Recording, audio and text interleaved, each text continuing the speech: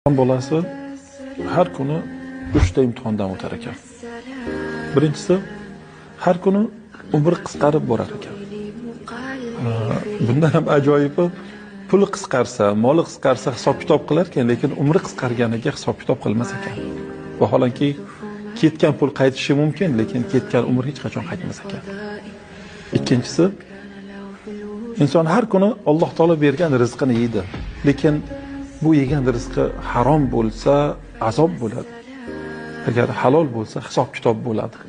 Qiyomatda bunga qanday hisob-kitob qilinishligini parvo qilmas ekan. Yeb yotaverar ekan bu dunyoda. Haloldan yeyish kerak ekan faqat.